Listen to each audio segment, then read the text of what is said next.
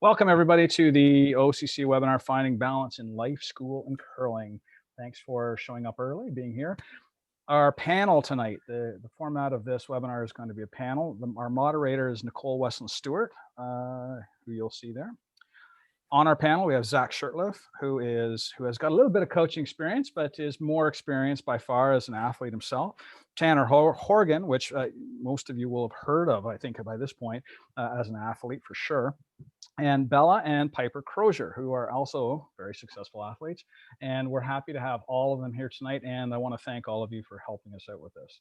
So in the meantime, I've got two people in the waiting room. I'll let them in, but I'm going to turn this over to you now, Nicole, and I'll manage waiting room. If you've got any questions or technical stuff, just flag me down. And other than that, it's your show. Awesome. Well, thank you very much, Sean. Good evening, everyone. As Sean mentioned, my name is Nicole and I'm moderating tonight's session.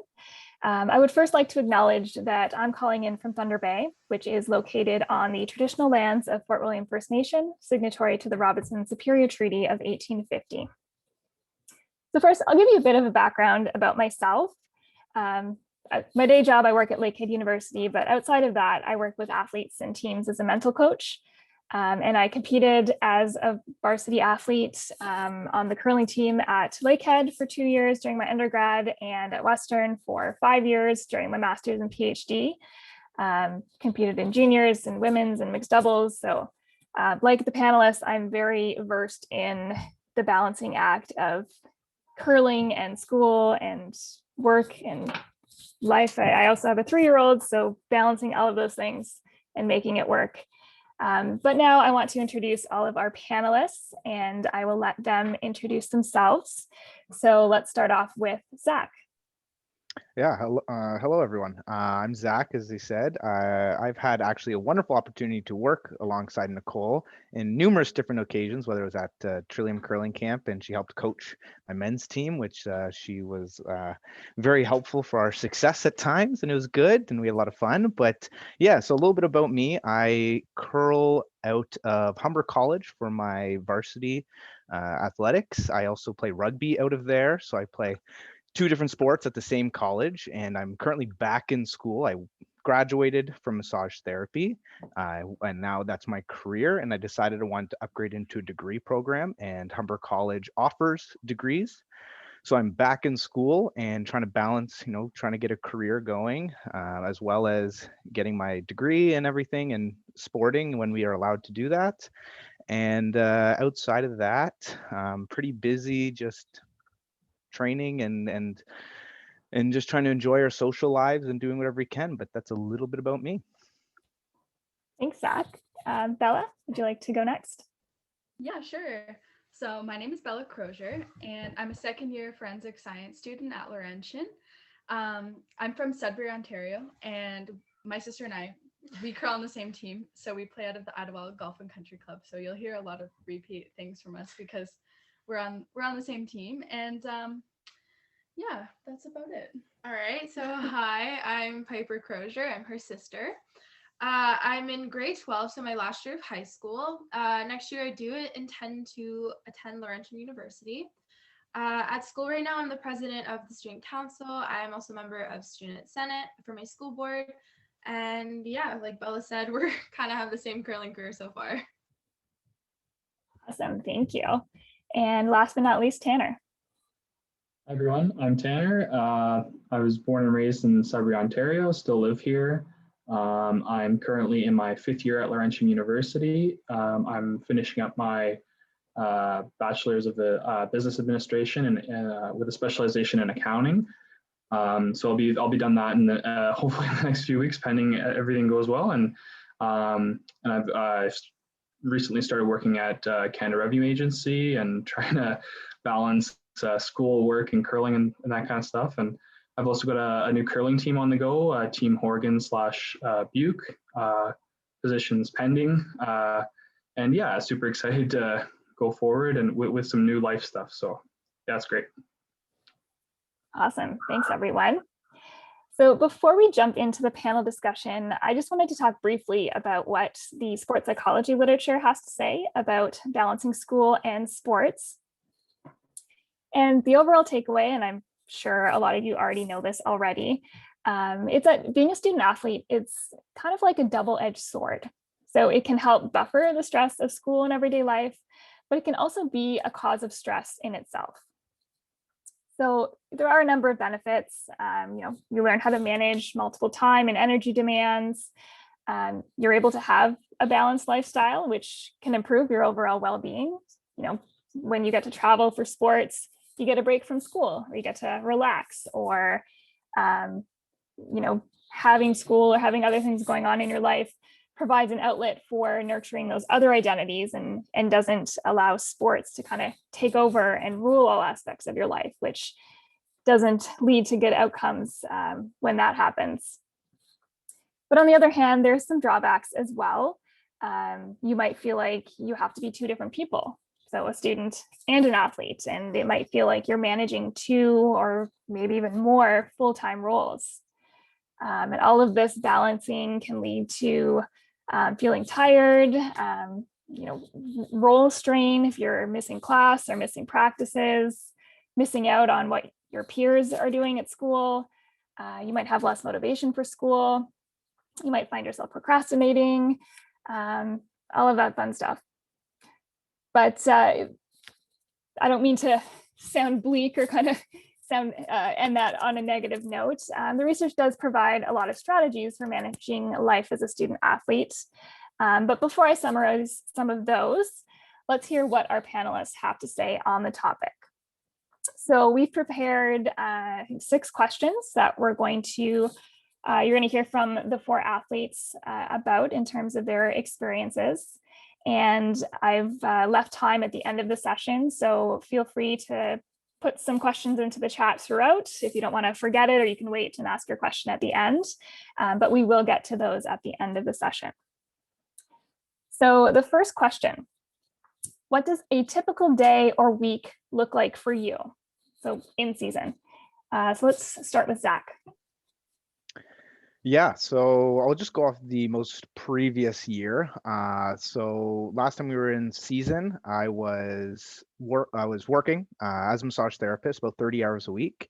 I was in school for behavioral science at Humber College, and then I was also playing on a men's curling team, as well as playing on the Humber rugby team, because their season happens to be in the fall.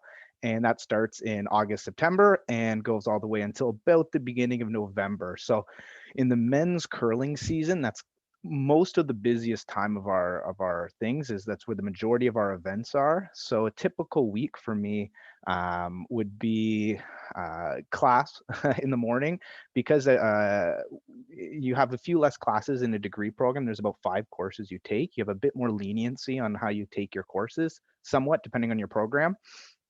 But for me, it was class in the morning, work in the midday afternoon, and then the evening was gym or curling practice. And then on weekends were your curling tournaments, as well as rugby games throughout the week and things like that for me. And then as the playdowns and everything occur later in the season, November, December, January, rugby's done, which is a blessing for a bit more of my lifestyle and body, but not much changes. It's just more training, more work, and more curling, which is fun. Awesome, thanks, Zach. Bella, would you like to go next? Yeah, sure. So a typical day/week in season would be one that we have a competition in. So that's what I based this answer off of. I try and get as much homework as I can done in advance. So usually my days leading up towards a competition is, focusing on my schoolwork and getting as much as I can done beforehand, so I'm not distracted during a competition. And that might mean going to my teachers and be like, hey, can I get some homework in advance?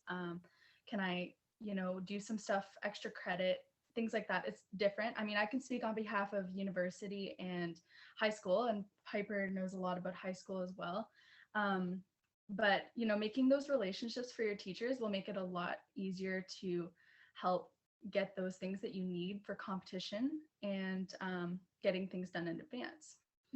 Yeah, and usually during those weeks we do have maybe a team meeting, so we'll get together as a team, kind of discuss logistics for the competition and plan our food all that kind of stuff. And we'll discuss like when we're leaving, and we usually try to be packed a little early so we're not rushing at the last minute. But like she said, we are definitely a lot about getting our homework and our schoolwork set up ahead of time before we leave, so we're not stressing about it when we're at an event.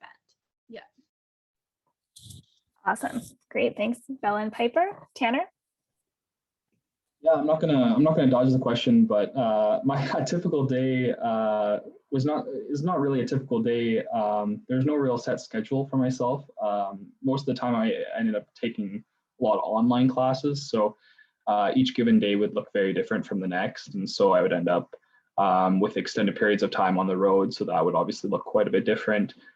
With my team that was based out of Winnipeg previously, there was one point in time where I spent about 5 weeks away from home in one stretch, and about seven weeks away from home out of 8. So it wasn't so much a typical day. Each year has been kind of different as it's been going. So I kind of had a strategy of take as much online courses as I could, and it allowed me to be really flexible in my training and practicing and competing and stuff. So yeah, probably not a great answer, but yeah, it was just about being flexible, and I would highly recommend anyone going into university to look into your online options. That allows you to curl a lot more frequently if you're into that. Great. Thanks, Tanner. And definitely a good answer. It's a different take on how to manage your schedule. So the next question, and we'll just keep the same order to keep it simple. What have you found to be the most challenging? Zach, we'll start with you. To be the most challenging, it was definitely the sacrifices that you need to make in different ways. The socialization, especially if when you get to college, university, even in high school, the missed opportunities of social events such as school events that they might be hosting, Frosh Week, dances at your school, whatever it is. They're definitely tough. Missing out and explaining to your friends who might not be either elite athletes in whatever their sport is, or they might not be curlers and they don't quite understand what that season's like. That's the hardest part that I found was challenging, was just kind of coming to terms that, reminding yourself this is where you want to be, this is, what you want to do, and know that you can't do everything. You might try to. Some of us definitely try to. I'm guilty of that, as you can tell, of saying yes to a few things, but you can't, and you have to be okay with that. But it's fun. That's what it has to be, and it has to be fun. But it certainly is challenging knowing that you can't be as social as you want, or can't do everything that you want. But we figure it out. Great, thanks, Zach. Bella and Piper, how about you? Yeah, I definitely agree with Zach. It's been the most challenging for me, at least, to have missed out on a lot of things, but in hindsight, it was worth it. I mean, you have to pick your priorities, and I chose curling as my biggest priority, and well, obviously school is my first priority, but missing those social things, and that has been challenging. You don't have a lot of friends. At least I tend to not have a huge social group around me because I don't have time for it. So, you have to make sacrifices like that. And I think that's been the most challenging because you don't get to experience those things. For me, what's been the most challenging is definitely time management. So I'm a procrastinator, and I have just found it super difficult to just kind of make sure that I'm staying on top of all my work, because being a competitive athlete and also being like a student who wants to achieve high grades, it's very difficult, because on one hand you're practicing 3-4 times a week, you're gone every second weekend, but also you're getting overloaded with homework. So it's to try and find that balance between like what's a good amount of time to spend practicing and what's a good amount of time to spend on your homework, and trying to figure out a schedule has definitely been very difficult for me. Great, thank you. And Tanner. I found the most difficult thing was to manage the emotional highs and lows of competing. I found that when curling wasn't going well, then the schoolwork would suffer, and it was not like I had, it wasn't like I had a lack of time. I found generally time management and planning everything out was quite reasonable and manageable. But I found where I ran into some difficulties was when I had to park a loss or other, things aren't going quite well in one aspect or the other. It was difficult to not drag that negative thing into the other thing and allow that to ruin everything that you're trying to do as a whole. So yeah, that was something that I found to be the most difficult. For sure. Thanks. So on a similar note, or we might have touched on some of these already, but what are your favorite strategies for balancing school/work and curling, all of the things? What are your go-to strategies? So, Zach? Strategies, and it's going to be different with every single person. As we could tell, Tanner already told us one of his strategies. I might steal some of his thunder here, I don't know, but being online is a good strategy. And for some people, you might be online right now and you'd be like, I never want to take an online course ever again. And that is perfectly okay.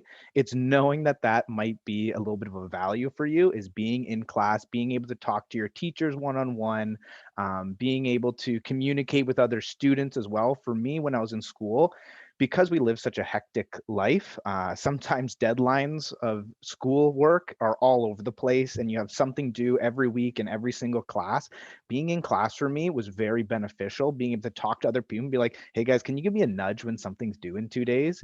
That was very, very good for me. And having those support groups of being able to make groups of friends or study groups or things like that, where you can socialize and be around people while you're at school, that will help you and support you, because it's going to take a lot more than just yourself sometimes to get through some of these areas, especially when exam season's running around and you're in play downs as well, and then you're tossing in family dynamics of the holidays, of trying to, if you're living away, there's so many different things, and you really have to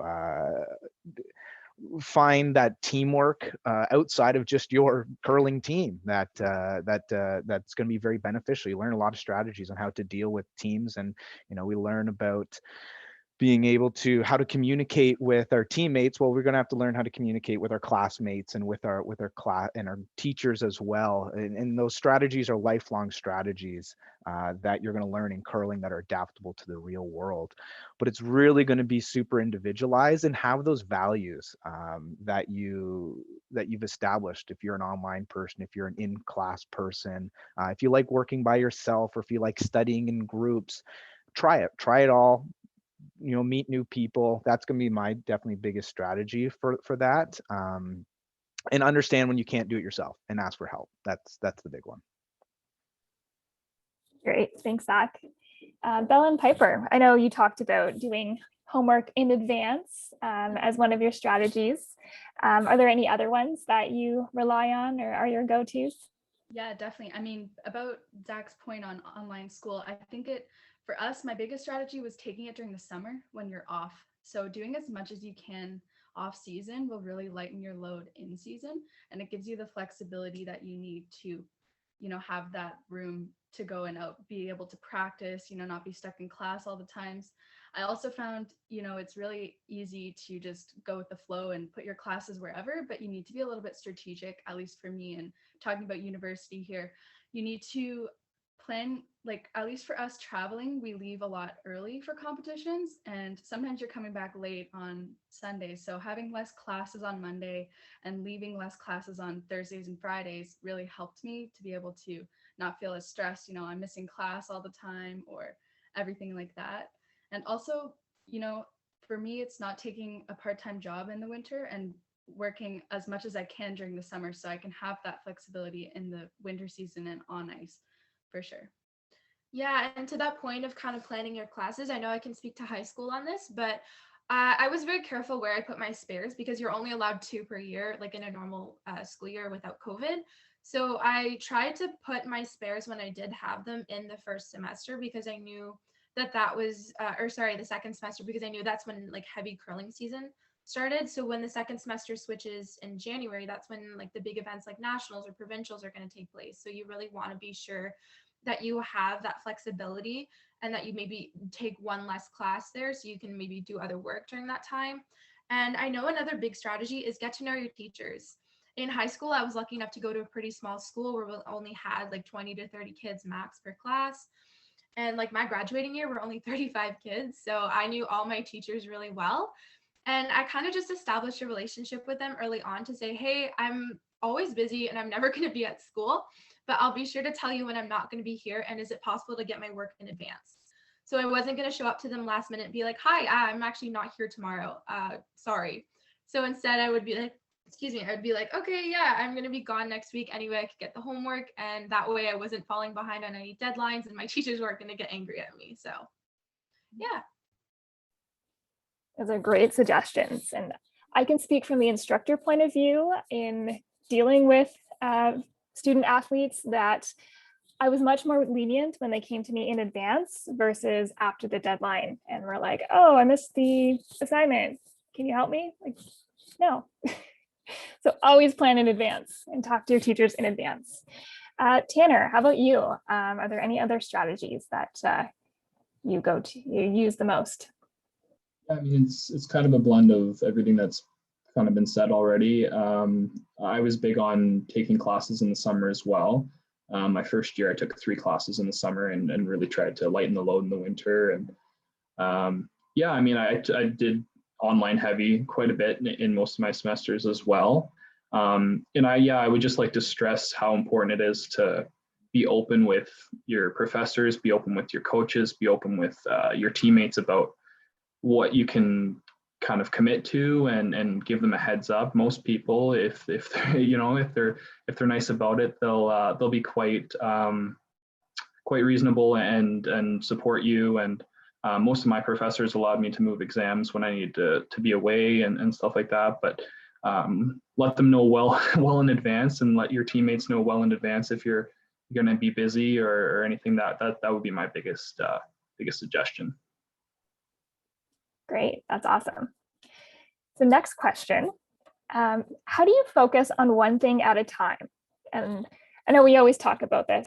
So how do you focus on curling when you're on the ice and then focus on school when you're in class? Zach? Yeah, it's a tough one. It's a really tough one because as Tanner was saying, sometimes they blend together, and being able to park it after a tough loss or even after a great win, it's kind of weird. You might go to nationals and be on TV and your friends and family are all excited for you, and you go back to school and no one even, what I mean? Like no one really even looks at you, and you're like, oh, I was just on TV, and no one really does anything. But it's just what it is. It's you kind of have to understand that you're here for a reason, and they're your goals. Your goals are, you want to be a student athlete, you want to be focusing on your curling, you also want to be focusing on your school, and being able to have an agenda, like a physical agenda where you can look and plan out your week and understand these are your times, is essential for being able to compartmentalize each one of your lives. And also, don't be hard on yourself. It's not going to be perfect. You're going to have good days, you're going to have bad days, and that's the big one. Be honest with yourself and be nice to yourself. You're not and being able to really know when you're struggling and asking for help, as I was saying before, or when you're doing well and you can ride that high all the way through. I think it's really important. But focusing on the ice, we've all been at curling. And we all understand, from shot to shot, and those are going to be skills you're going to get better at. You're going to gain more skills as you play more games, as you play in bigger games, bigger tournaments, more losses, more wins, and you're going to get better at it. So it's tough, but you're going to get better at it, like I said, and it's a learning curve, and do it because you enjoy it. Thanks, Zach. Definitely keep coming back to that having fun piece, which is so important. Bella and Piper, how about you? I think definitely for me, it's about blocking out my time. So specifically, I know down to the hour pretty much what I'm doing each day of each week. It's been a good way for me to have self-discipline, to know exactly what I'm focusing on at that specific time. But I know everybody has different levels of self-discipline, so it may not be the strategy that works for you, and you'll have to kind of figure out what works well for you. But for me, it's having exactly what I need to do, when I need to do it. And, putting my phone away, I find for me, that's a huge distraction. And I'll be looking at curling on social media or something, and I'm supposed to be focusing on my school, but, actually put it in a different room. Now is not the time. And, we're focusing on the task at hand and not overloading yourself either. Focus on one thing at a time and one project at a time. It's easier said than done, but there's a lot of things you can do to just, make a to-do list and see what's the most important thing that needs to get done at that particular moment. And make sure you have enough time in there for self-care, because you won't excel at curling or school if you don't have time for yourself in there as well. And that helps me like compartmentalize these different things as well. Yeah, and then for me, it's definitely kind of almost about having two different lives. So it's like when I'm curling, I'm only focusing on curling. And when I'm needing to do homework or my school, it's only school. Again, easier said than done. But some of those strategies for me would be, again, it goes back to time management. So using whatever spare time that you have. So for me, a lot of the times that was my lunch hour at school. So as much as I love sitting with my friends and talking, there are some days where I'm just like, okay, I'm really behind on some homework. I just need to start catching up.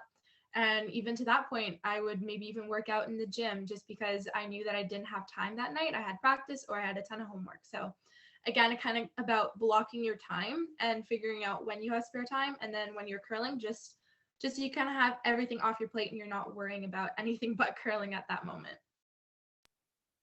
Great, thank you. Tanner, how about you? Yeah, again, a lot of the above. I guess, yeah, plan out as well in advance as you can is a big tip that I learned throughout my university. I'd have this mega spreadsheet and with all my allotted hours and stuff like that. But one thing that started to help me was because I'm, it may be different for everyone, but personally, I'm more of a athlete student than a student athlete, I would say. I would love to give the curling, 110% all the time. So, and I just love putting the time into curling. So a mindset that I kind of got into was viewing practice as a reward and viewing practice as my downtime to go and just hone my skills and stuff like that. And that's something I really used to help myself. And practice wasn't so much a means to an end. It was something that I've always enjoyed doing. So if I can go and throw for a couple hours, then that was kind of my escape from, the winning and losing of competition, as well as the schoolwork that needed to get done. Awesome. Yeah, changing your mindset. That's a really great suggestion and great way to think about it. Especially, a lot of us don't exactly look forward to practice all the time. And so definitely switching how you're thinking about it is really helpful. Okay. So I know, Zach, I think you touched on this a little bit earlier on, but who is your support system? So when things start getting stressful or it feels like there's too many things going on at the same time, who do you lean on? Yeah, it definitely is a little bit different when you go to university and all of a sudden you're living on your own. You're responsible for your own food, your own laundry, cleaning your room, all those different things. But it definitely, I have to say, if you have parental support and they are supportive of your sport, talk to them, negotiate ways that they can help you, even when you're in high school, older, adult life. If you have someone that you can rely on, really utilize that. For me, it was my parents growing up. They were able to drive me around. It was very beneficial and very lucky to have that support system. And then when I went to school, my support systems, like I said, were my friends, my people that were in my program. They made sure I knew when due dates were. I was terrible with organization and procrastination, but they helped me immensely. And I went up to them like, guys, let me know when something's due in the next week or two, and I'll miss class and they'll help me out.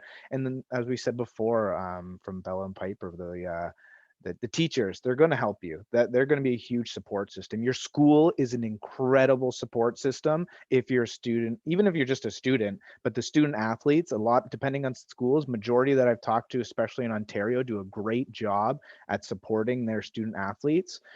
We had personal training sessions. So we had a strength conditioning coach at our school. So they took care of our training side of things. Sean Turf, who we saw at the beginning, he was my Humber coach. He took care of a lot of the curling planning and organizations. And then we had the VAC, they called it, which is the Varsity Athletic Center, which is where we were able to get support for whether it's a tutor or whether it's someone just to look over our math, someone to look over our writing center skills.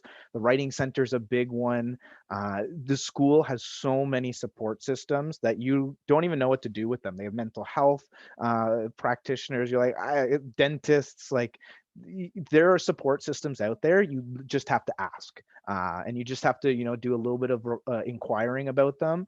But definitely your friends and family are going to be your biggest support systems, as well as your school and staff. Great, thank you, Zach. Belle and Piper, how about you? Well, I think for us, we're really lucky that we have each other to lean on because we're going through the exact same thing. So I think my advice for somebody would be to, rely on your teammates because they're going through the exact same thing that you are, or maybe they're not, but they have in the past. So reaching out to them, be like, hey, have you ever been in this situation? Or, I could just really, take a couple minutes to talk. I'm sure they would be more than happy to talk about it or anything like that.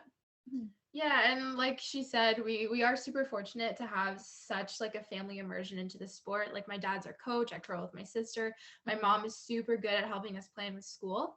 But yeah, like if you don't have that familial support in this in the curling game, then yeah, for sure lean on maybe your teammates because sometimes your friends are a great option, but maybe they just don't understand what it's like being a competitive curler, or they want to be there to offer support, but they don't understand how it works. Definitely. Tanner, how about you? Who is your support system? Yeah, I'm kind of a mix of both again. My family is super into curling, so any sort of issue or problem or anything, I can count on everyone to understand at least and hear me out. And they always have good good things to offer in terms of advice, and whether it be school or curling or how to manage both. Both my sisters they did the whole student athlete thing a few years ago. So certainly I've lent on them quite a bit, as well as my parents. My parents, I was very fortunate. They were both so into curling and could drive me to the rink or drive us to all the bond spills that we needed to get to. So a family has been huge for me and something that I've really been lucky to have. And kind of like what Zach says too, like if you really go out and seek it, your school can be a huge resource for you. Like I was only a student, like I was only on the university team for a couple of years, and I was getting support from all of my teachers throughout, excuse me, throughout my full 5 years at Laurentian. And most of the time, if you have a good attitude, if you seek help well in advance, and people are willing to help you, and they really understand what you're going through. A lot of the times, they might have gone through that as well. So yeah, certainly your school can be a big resource as well. Awesome. All right, so we've got one more question for the panelists.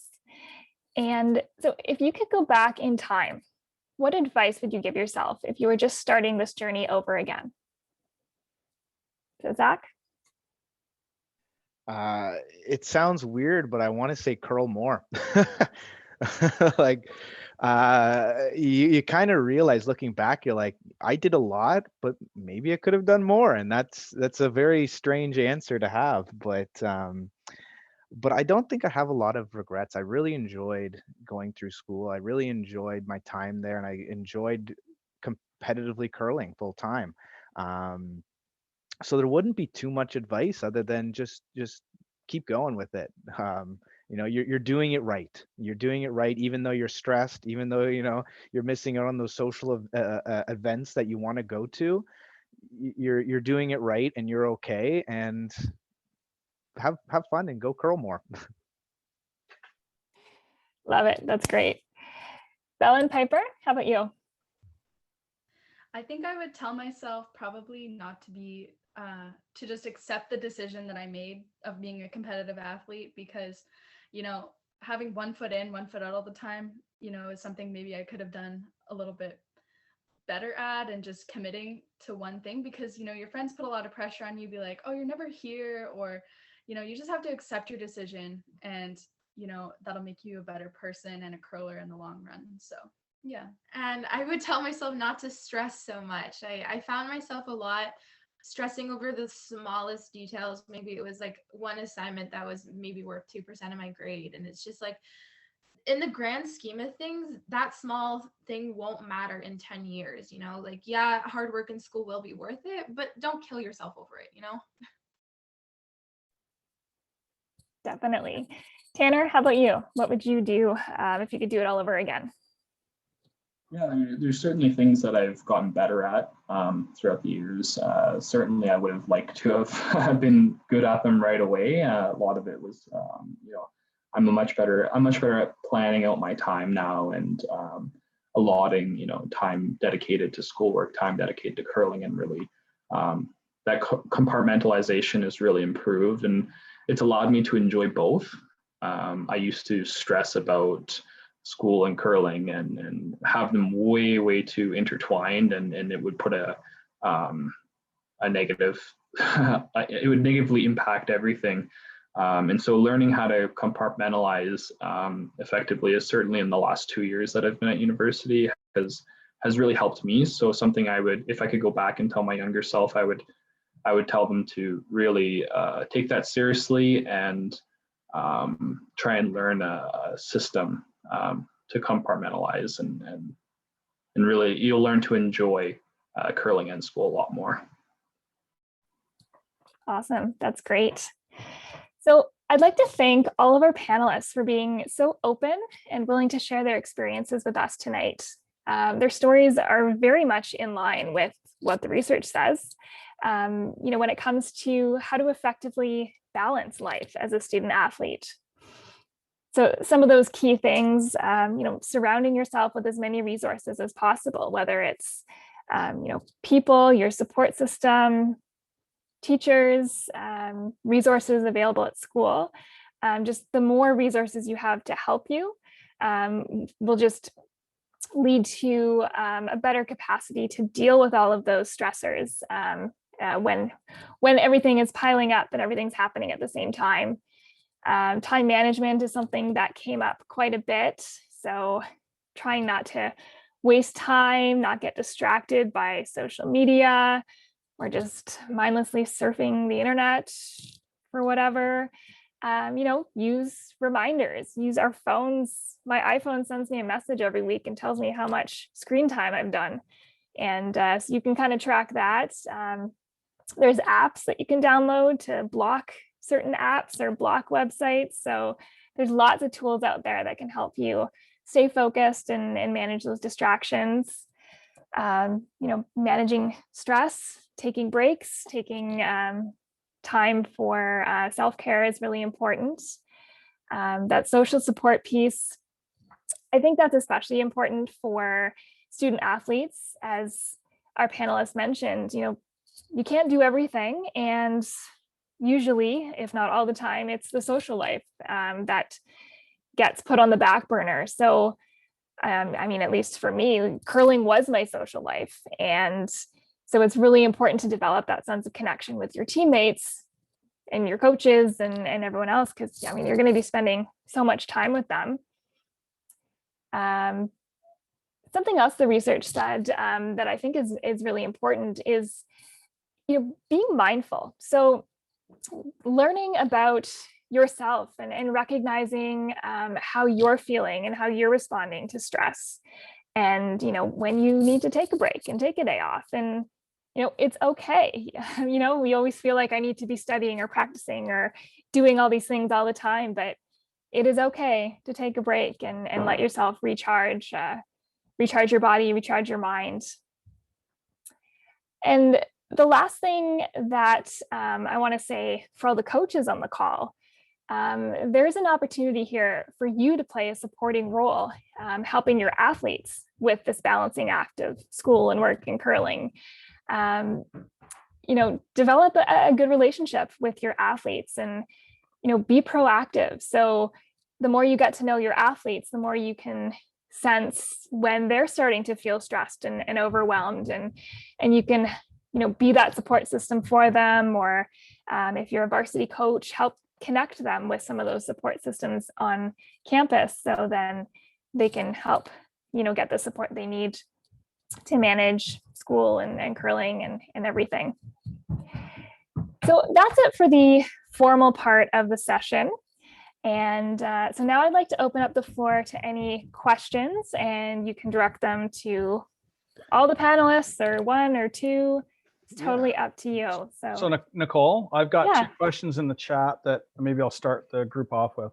The Okay. first one's from someone named Dick Henderson. There we go, Dick Henderson. What off-ice practices have served you best in your success, both in school and curling? Also, what would you focus on to get ready for the startup of curling 2021-22? And I'm presuming that Dick is talking about there are specific conditions around COVID. So I'll let you figure out who can answer that, Nicole. You're a moderator. Okay. I mean, is anyone want to jump in? Zach, Yeah, you've unmuted. Yeah. So for the most part, for off-ice practices, I enjoy other sports. So I think one thing that we didn't really truly touch on, which I think is crucial and important, is we talked a lot about in season, but we didn't talk about off season as well. Off season is just as important as what you're doing in season, almost just, potentially more in some cases. We talked about being able to compartmentalize and all these different things. We need to have an off season to take a break, recharge our batteries, all those different things, be a different person sometimes. And that doesn't mean do nothing. It means just to have an off season. So for me, my off season was playing rugby. So I played another sport. I played sports all year round, but I have 2 different sports. In the winter, I'm a curling person, and in the summer, I'm a rugby person. And those are 2 separate things in my life. I need both. I like their seasons in the year. But they've definitely served me really, really well, being able to have 2 distinct off seasons. We're lucky with curling and unlucky in some way that in Canada, we can only curl just over half the year. We can't really curl, especially in some areas in Southern Ontario where it's hot. It's being more and more likely now. We have Amethyst Camp in the summer, we have Trillium Camp in the summer, and a few others, but there's no season in the summer. Hockey, that's an all year round sport now. Baseball is an all year round sport now. So many other sports are pushing a lot of their young athletes to 12 months a year, and it's just not doable for long term. You could do it for a couple of years, but really ensure that you dedicate a true off season in your plan. I can't stress it enough, whether it's just a couple months, doing another sport, whatever it is, that's going to be extremely beneficial for me personally. It's big, and yeah, so I'll let someone else add on to that. Awesome. Bella or Piper, do you have anything to add? Yeah, for sure. And then in regards to the question of what we're doing to get ready for the next season, this kind of goes hand in hand. Because during our off-ice season, we do tend to focus on planning. So again, going back to this whole planning thing, but our team, especially right now, we're with whatever dates we do have that are being set in stone, whether it's like a provincial date or a national date, anything like that, we're going to put it into our calendar so that we can work around it and we know when we need to kind of ramp up next season. And we're going ahead with our practice dates that we know, so we can, again, get our school schedule in place so we know when to plan around that and when we should book our classes, because our entire team moving forward next year will be in university. So and again, for 2 of us, that's brand new things. So we're kind of trying to navigate that whole planning aspect, because when you have your classes and when you have practice are very important to kind of block off to make sure you know what you're doing. Awesome. Tanner, do you want to jump in? Yeah, I mean, these are good answers, so I'll just touch on it briefly. But yeah, I agree with everything they said. I like to play other sports in the summer. I think it's something, it's good to pick a sport where you can really sink your teeth into and kind of have that same mindset. Like I'm no good golfer, but I like to go to the driving range and pretend I'm a good golfer, and kind of have that same curling mindset and have fun. And I also like to play tennis in the summer. And yeah, I think it's good if you can get kind of an outlet, physical outlet, especially in the summer. That's different and kind of keeps you in that same routine. You can kind of replace the curling with something else that's different and get your mind off it, but also have a lot of the same benefits. With our new team going into the 2021-2022 season, something that we've really done a lot now, especially with COVID going on and everyone living in different cities, is we have meetings every other week, just planning kind of sessions and planning out the next season. Also, like there's so many things you need to do in the off season nowadays, like sponsorship packages and season planning and stuff like that. So if you can set aside some like formal planning sessions, you can, it comes back to compartmentalizing again, but you can really like allot your time and say, okay, well, I'm going to blitz this with your team and for an hour and get a lot of planning done. Then you can park it for a couple of weeks, and then you really feel like you have a lot more time and you're not just always thinking about it. Definitely. Zach, did you want to touch on the second question that Dick asked, what you are going to focus on to get ready for the next curling season? Yeah, I'll just, they definitely are all right in terms of getting ready for curling. Get in shape. That's going to be the big one. Is we've all been off for so long, and we just watched an incredible, feels like it's been 6 months of watching curling straight, but it's been incredible to watch, and there's some tremendous athletes out there that are in shape. So we've looked at, Botcher was in there for, feels like 60 days or something. They were in there. Those guys swept from the first day to the last day.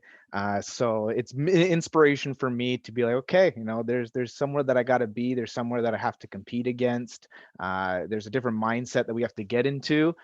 Tim March is another great example, a guy who never stopped sweeping, which is awesome to see. So find a buddy, find someone who knows something about getting in shape, and it doesn't have to be in the weight room. It can be anywhere, but find an activity. But for me, it will definitely be a lot of this new sweeping style, this new learning about it. I'm a front end player, so that will be a big mindset of watching a lot of film, practicing. Yeah.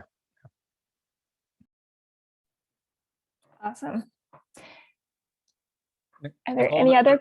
Yeah, there is one other question in the chat, and I've got a question, but we'll go to this other one first.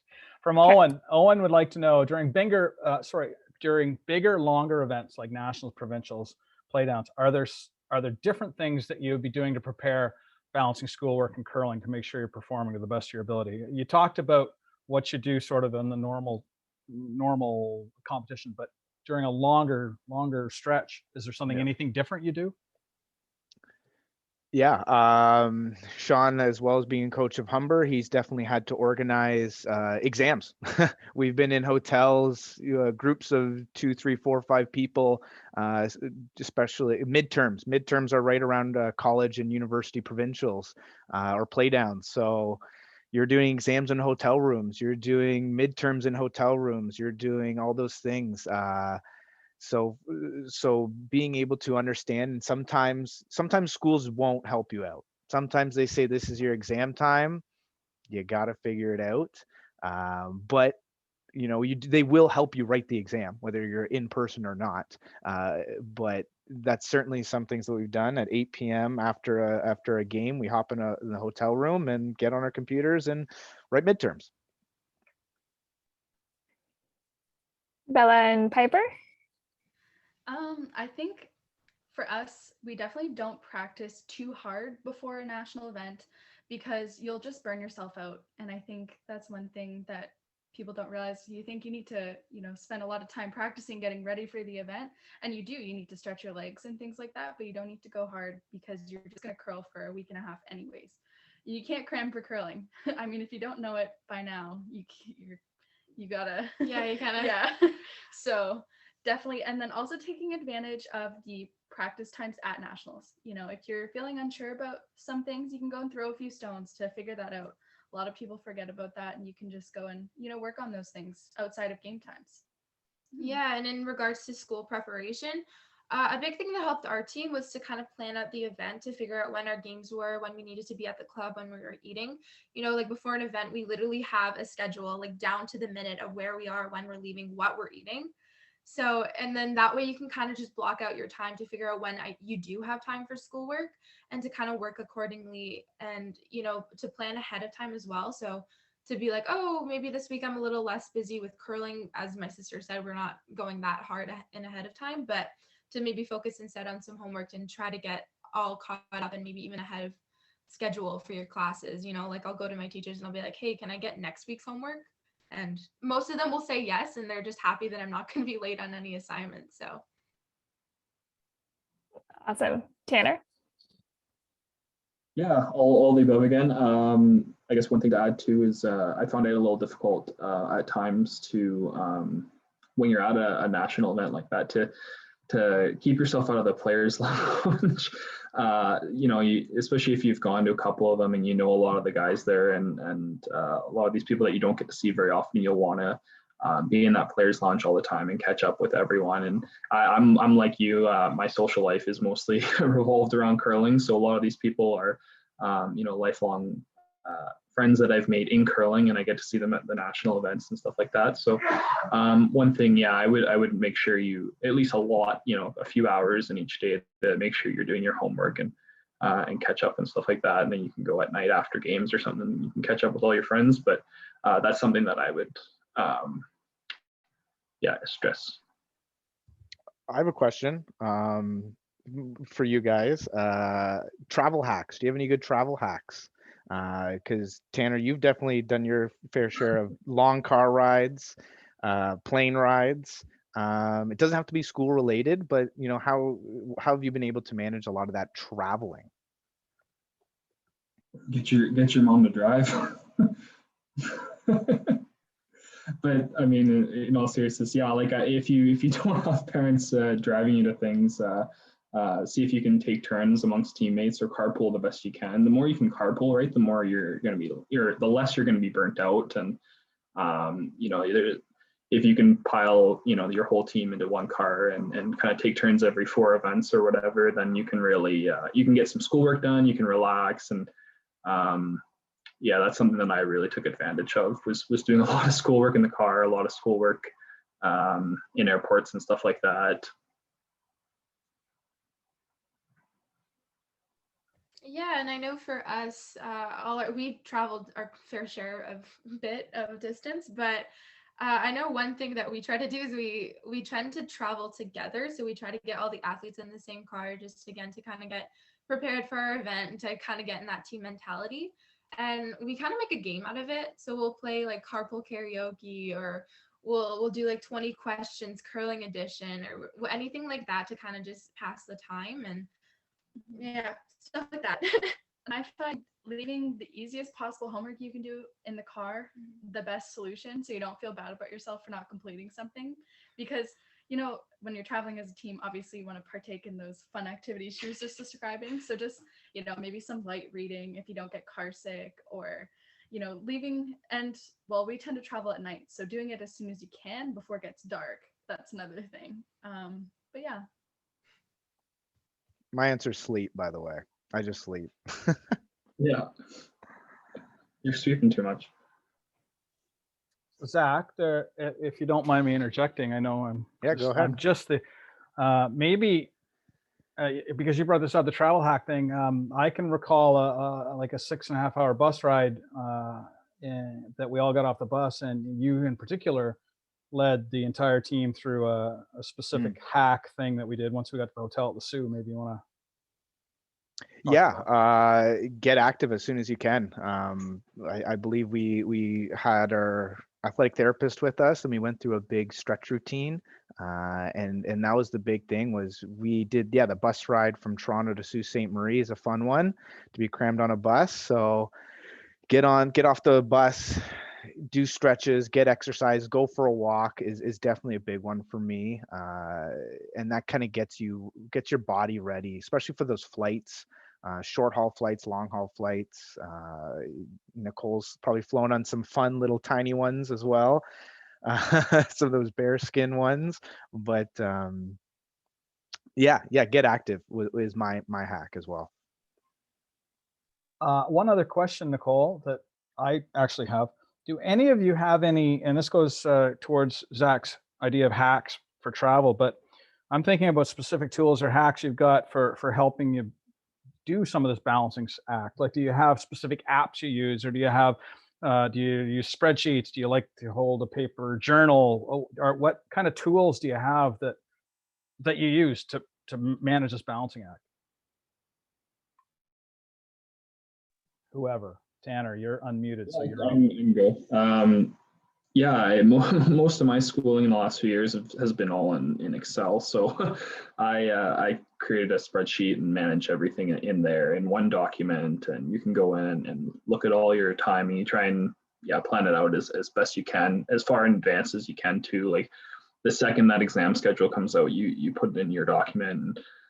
It just, I find it's not so much even the time management as it just helps you, de-stress, and you kind of, how much time you need for things coming up in the next week or month or whatever. So that can actually improve performance really. Like if you can, it'll help you park things and just know that, oh, I don't need to be worrying about this. I've made sure that I have enough time to do that assignment, or I've made sure that I have enough time to get a practice in and what have you.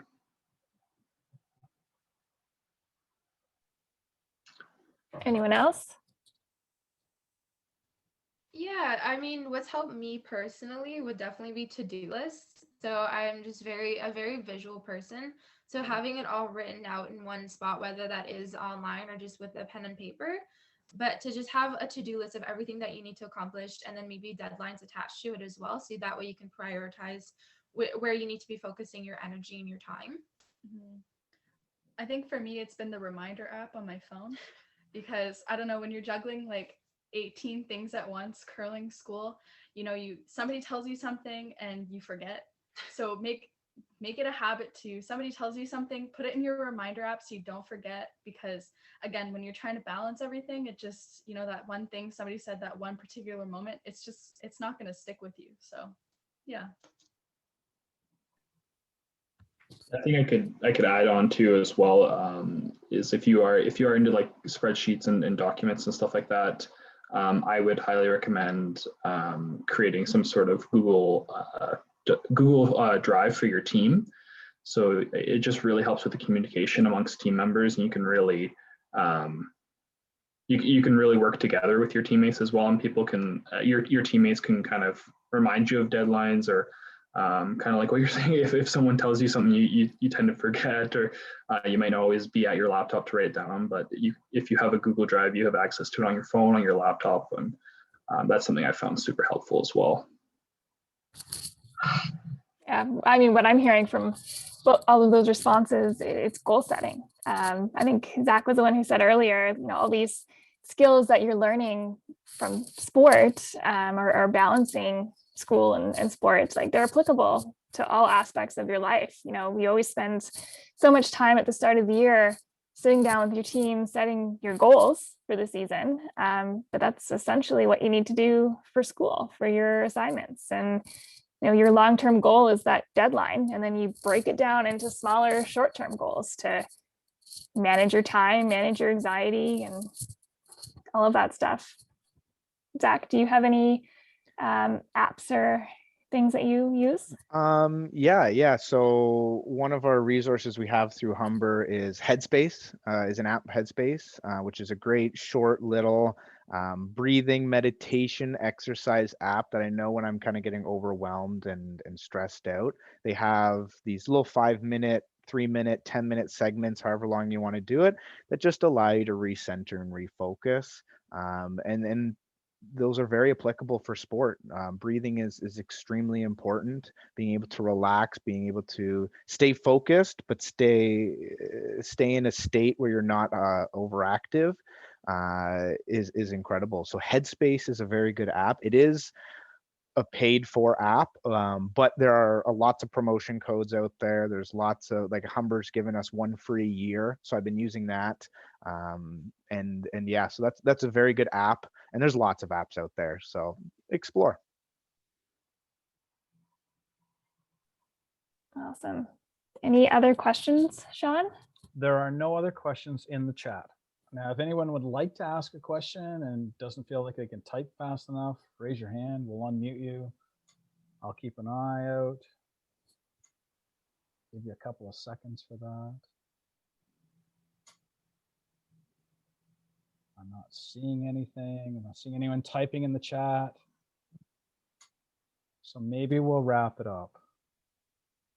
And what I'll do, Nicole, I'll take it. Oh, we got a thank you from Dick.